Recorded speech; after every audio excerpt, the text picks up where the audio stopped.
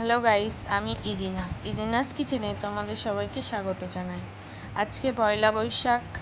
আজকে দুপুরে সুন্দর একটা মাংসের ঝোলের রেসিপি তোমাদের সাথে শেয়ার করব। তো প্রথমে আমি কড়াইতে দিয়ে দিয়েছি কিছুটা পরিমাণ সর্ষের তেল। তেলটা গরম হয়ে এলে ওর মধ্যে আমি দিয়ে দেব কেটে রাখা আলু।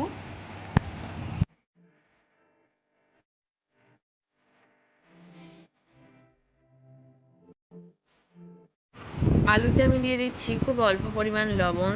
হলুদ আমি এখানে দেব না, কারণ এই তেলের মধ্যে আমি মাংসটা রান্না করব।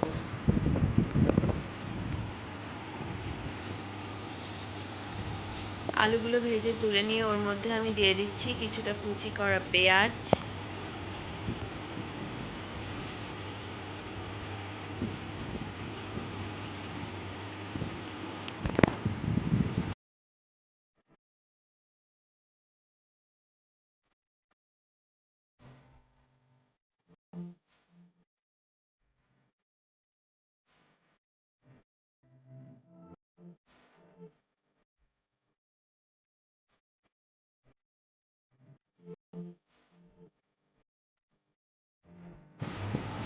পেঁয়াজের মধ্যে আমি একটু চিনি দিয়ে দিলাম যাতে কালারটা খুব সুন্দর আসে।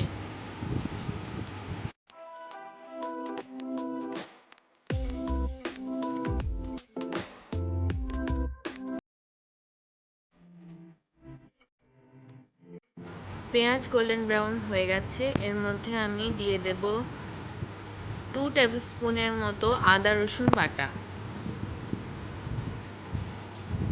দিয়ে ভালো করে আদা রসুনটাকে একটু ভেজে ভেজে নেব যাতে করে কাঁচা গন্ধটা না থাকে।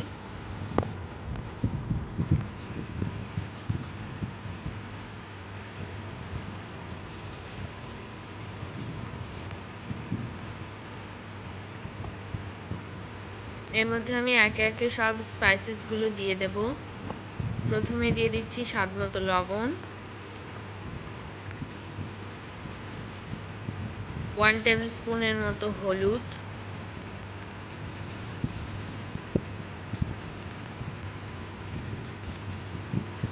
এরপর দিয়ে দেব লঙ্কা গুঁড়ো।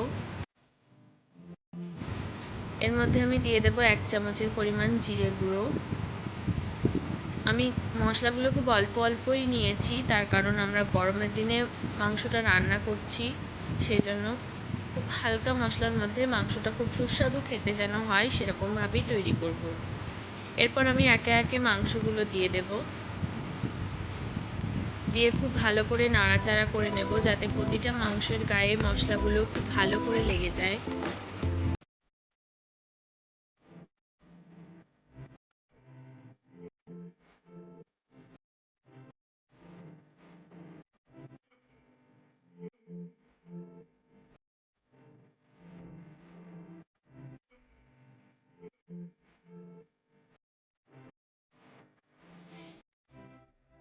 এরপর আমি কোনো জলই দেব না, ঢাকা দিয়ে বেশ কিছুক্ষণ রান্না করব। তো মাংস থেকে বেশ খানিকটা জল ছেড়ে এসেছে। আমি এর মধ্যে জল না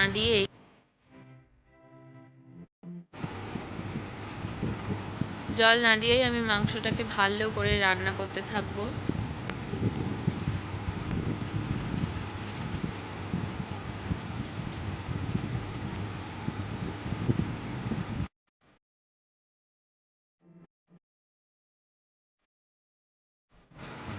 আবারও আমি বেশ খানিকক্ষণের জন্য ঢাকনাটা দিয়ে রাখবো। এবার ঢাকনাটা তুলে নিয়েছি। এর মধ্যে আমি এবার একটু পরিমাণ জল দেব, খুব সামান্য পরিমাণ, যাতে আমি ভালো করে মাংসটাকে কষিয়ে নিতে পারি।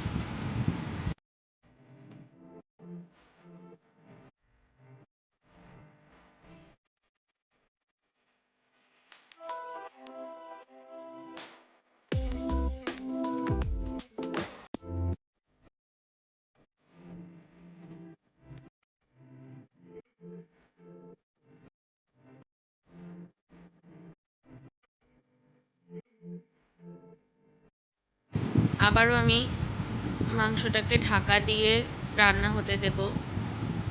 তো ঢাকাটা আমি এবার তুলে নিয়েছি। এবার ভালো করে মাংসটা ঢাকনা খুলেই রান্না করতে থাকবো।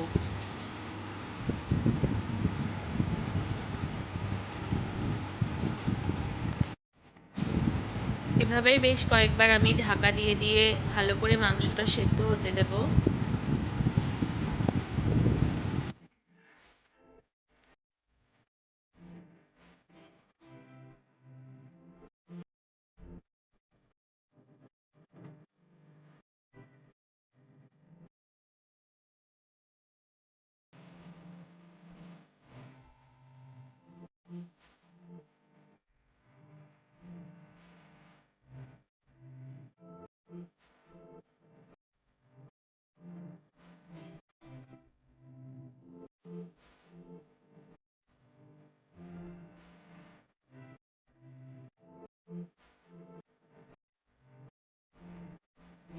মাংস থেকে খুব সুন্দর তেল বেরিয়ে এসেছে, তার মানে মাংসটা আমাদের খুব ভালো করে কষানো হয়ে গেছে।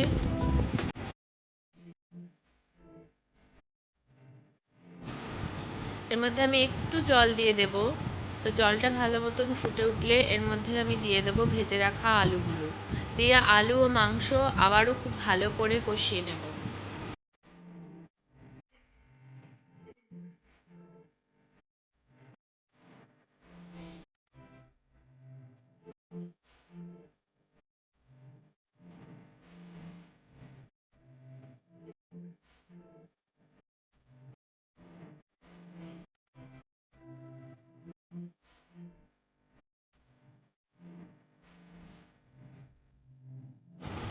মাংস আর আলু আমার খুব ভালো করে কষানো হয়ে গেছে, কারণ আমরা দেখতেই পাচ্ছি এর মধ্যে থেকে খুব সুন্দর একটা তেল বেরিয়ে এসেছে আর সুন্দর একটা স্মেলও বেরোচ্ছে। তো এর মধ্যে আমি দিয়ে দেবো এবার পরিমাণ মতো জল, দিয়ে ঢাকা দিয়ে বেশ কিছুক্ষণ রান্না করব।